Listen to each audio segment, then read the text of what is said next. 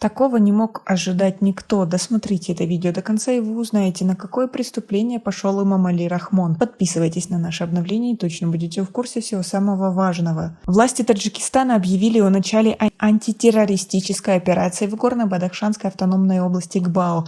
Как сообщает МВД в распространенной утром 18 мая информации, в Рушанском районе произошли столкновения между правительственными войсками и жителями, которые перекрыли дорогу на Харок. Жители считают свои акции мирными в защиту своих прав. Некоторые международные организации и таджикская оппозиция, находящиеся в Европе, призвали таджикские власти прекратить преследование мирных протестующих в Гбао. Правоохранительное ведомство не сообщает о жертвах в Рушане, однако, по некоторым данным, в ходе столкновений ранения получили несколько человек. МВД отмечает, что 17 мая члены организованной преступной группы с целью дестабилизации общественно-политической ситуации незаконно перекрыли международную автотрассу Душанбе-Кульма на участке автодороги в Рушанском районе. МВД сослалась на причастность к инциденту иностранных сил, заявив, что преступники при поддержке международных террористических организаций получили за пределами страны оружие и боеприпасы, а также привлекли иностранных наемников для осуществления террористических актов и других форм провокаций. При этом ведомство не назвало эти организации. Некоторые новостные сайты, освещающие события в Гбао, сообщают, что в столкновениях применялось тяжелое вооружение.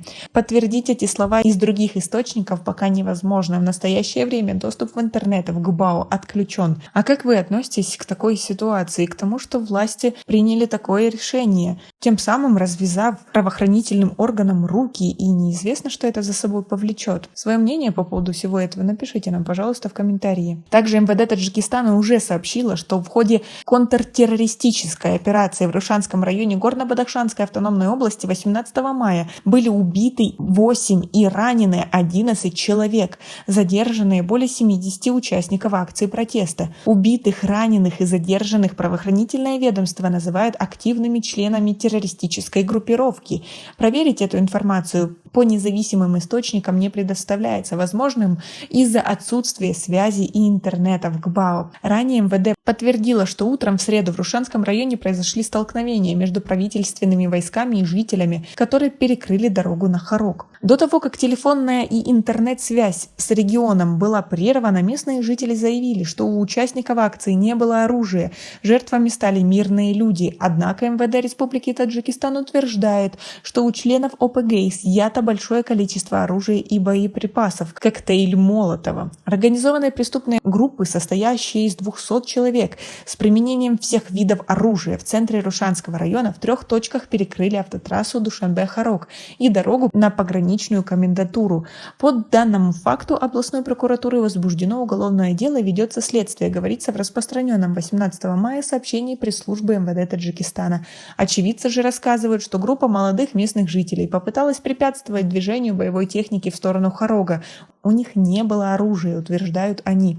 Жители Рушанского района сообщают, что в результате стрельбы, которая началась рано утром, погибли более 10 и ранены десятки человек, сообщил источник до того, как телефонная и интернет-связь с Гбао была прервана.